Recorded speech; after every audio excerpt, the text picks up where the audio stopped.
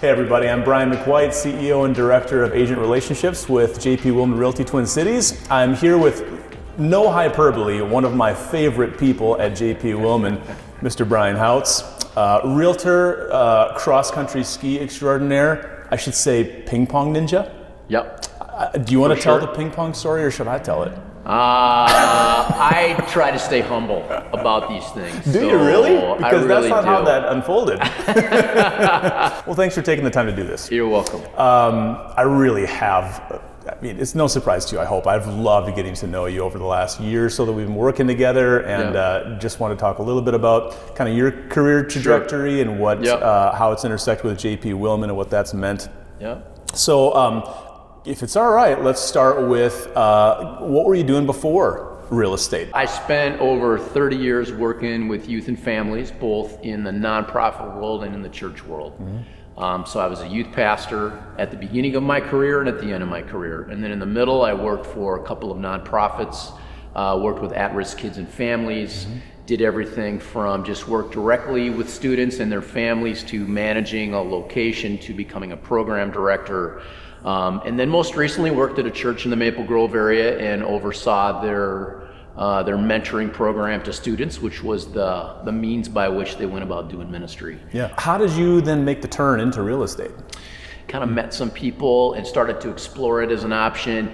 And the more I explored it, the more it really piqued my interest. And I think it really is a good match for, I'd say, my skills, my love for people, the ability to get things done. I have a high kind of activator in terms of pursuing things. So it's worked out really well for me. And it still allows me to, work with people and families and helping people during, what can be challenging and exciting times in their life. Yeah. Can you talk a little bit more about that? One of the things I love most about you and just about your persona is that I know how much you love people. Yeah. I know how much it sort of makes your heart beat fast to serve people. Yep. So how have you seen real estate be still an arena where you can do that? Yeah.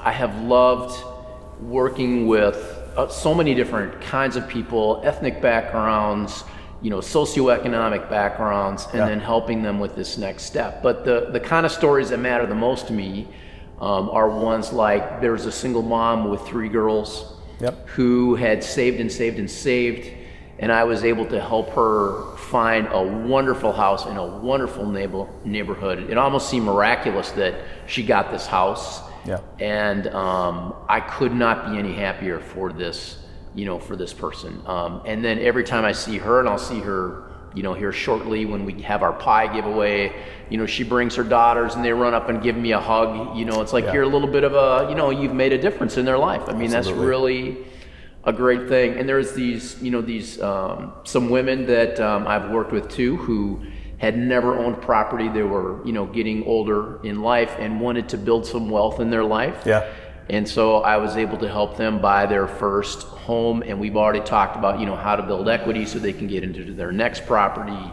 And again, people coming out of a background where they haven't had much to sort of being able to participate in, I'd say the economic system that so many of us have benefited from. Absolutely. That means a lot to me, And so some transactions are just kind of simple and straightforward, and others really pull on your heartstrings. Yep, absolutely. And those are a couple that really did. So when we met, tell me a little bit about where you were in your career and what attracted you to JP Willman, and then what's kept you here? What's been valuable to you here? Where I was at in my career at the time was I was an individual agent, and I was looking for some additional help and guidance around that to really launch that career. It wasn't that I wasn't getting some help, but it just didn't seem like it was what I needed to get me pointed in the right direction. Sure. When we met and just talked about sort of what the opportunities were, and then what is actually borne out to be true, is that one, I received really great coaching. So having a coach is important to me, someone who can, point me in the right direction, help me, change things that I'm not necessarily doing correctly, point me in the right direction, give me a vision for what it can be. Yeah. I've received that, and then some, I would say, here. So I have a once a month meeting. It's been really very helpful to me. And then also I've developed a real strategy that I hadn't really been working with in terms of nurturing my sphere and really marketing to that group of people. Yeah. And so I've received very practical help in terms of, putting marketing materials together, putting a website together, having a social media presence, and a plan and a strategy to attack those things. And that's been very helpful to me. So you've had one of your best years ever this year. I think financially one of your best years ever. What do you, and I don't need you to attribute that to JP Willman. I'm curious kind of what has fed into that for you.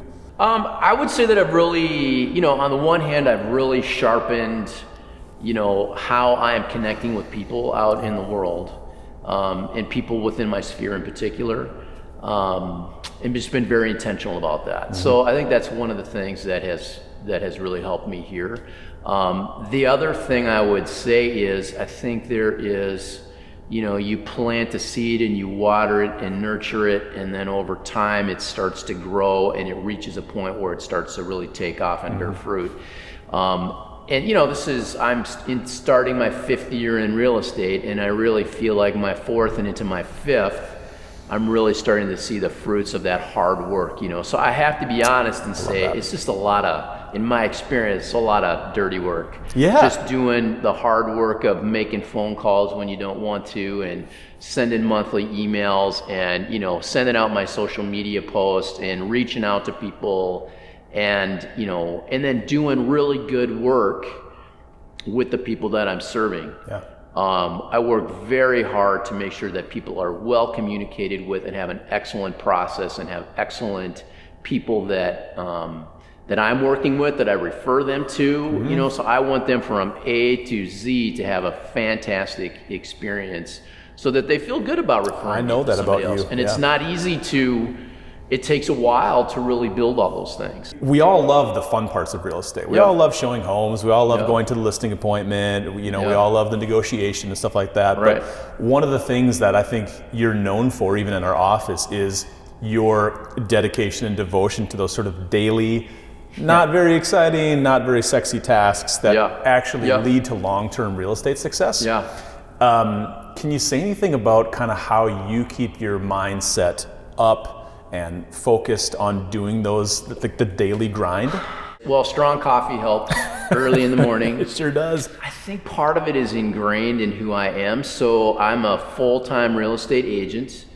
I have a family that depends on me to support that family, and I don't have a plan B. Yeah. And so I work as though this is my only plan. You run your business like a business. Right. I mean, this is what I'm doing. And so from the time I get up, I just kind of start in. I know myself and know my best hours to connect and get some of the things done that I don't necessarily like to do are in the morning hours, whether it's, doing paperwork or administrative tasks. Wish I could get more agents, actually peering inside themselves and understanding how their energy works, so they can tailor their day around it rather than letting their day dictate where their tasks go and where their energy goes. Been doing real estate 5 years now. What have been some of the most significant challenges along the way that you've had to figure out how to overcome? Well, I think sometimes transactions go wrong. Things sometimes happen. Yeah. Well, I try to limit that as much as I can, but things invariably go wrong, and so I've really had to, I'd say, learn to be a very stable person that walks people through difficult situations, right? Because emotions can run high and hot in the middle of transactions. And so just to be a stable presence that walks people through that has been, it's a challenge that comes up pretty regularly. I think for the most part I do well at that, and probably not always, but that's a growing area for me. I just think it's the challenge of constantly, when you're in a commission business, your next paycheck. A lot hangs on every transaction. So, so again, I just work very hard to stay in front of people so that I can keep, the pipeline full going forward. But it's taken me a while. I know even a year ago, I was looking at 2020 going, boy, my first couple of months are really lean. And now looking at 2021, I've already got 2 closings for January. I've got a listing going live in January. I've got probably another 10 or 12 people in the pipeline that are going to sell or buy this next year. So I'm in a much better spot. But again, it's that persistence piece that I think, I don't know, just the persistently doing every day the dirty work. It's all about the dirty work. What you said though, I love what you said though about sort of, shepherding people through difficult processes. I feel, sometimes people will laugh about the ministry background, kind of like, wow, that's a big shift. I'm kind of like, gosh, it's really not in so many ways, because if sometimes it feels like half of what we do is just sort of unlicensed therapy. Just trying to, in an intense situation where people are stressed and there's money on the line and it's their home and it's their next home, having sort of if I can use the word pastoral presence, to be able to keep everyone cool and help people make difficult decisions in stressful situations. I think there's 2 parts to that. I think there is the part of being the pastoral presence, like you got to walk with people and help them understand their options and help them think them through and encourage them when they're discouraged or frustrated.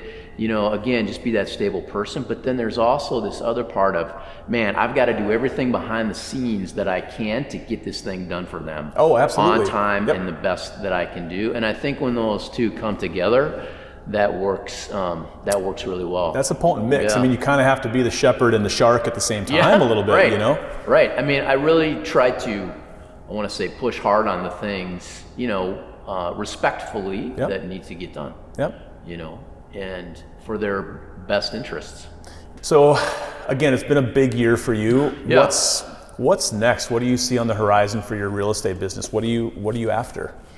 Well, I would, a couple of different things I would say. One is, I really want to continue to grow and refine my business, just do better at what I do.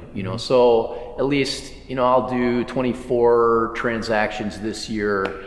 I'd like to do 30 plus in this next year. And I'm already on track, I think, just with what I have in the pipeline to get to that place.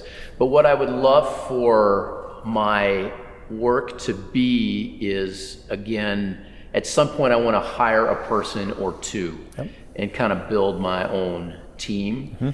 But in part, what I'd love to do with that is to, find a person or 2 that I can bring along that it would be a huge benefit to them and their family, to have a stable place from which they can learn the real estate business. Do you know what I mean? Absolutely. That's how I started. I've got to find good people. But I also, I think of the nonprofit world I was in and some kids who were more at risk, who had a lot of ability, but just never the right opportunities. And so if there's people like that out there that I could connect with this business in some meaningful way and then provide them support that they need and help them succeed, I'd love that, I certainly hope that you feel you're at the right place for getting direction on that. I mean, that's how I got my start in real estate. Josh Pomerleau basically drafted me out of ministry.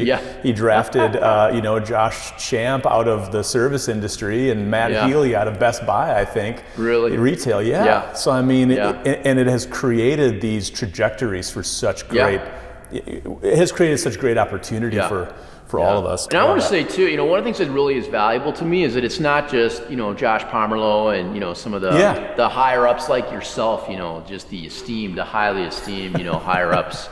But, from the people I would say at the front desk, people that handle a lot of the administrative work up front have just been unbelievably supportive and helpful to me. That makes me so glad to hear. So when I'm entering in a new listing or I have a closing coming up and I need to get it reviewed, I always get very helpful feedback on what I'm missing or what I need to take care of. I never feel bad about my mistakes because I have mistakes. I just get the help that I need. That makes me so happy to hear.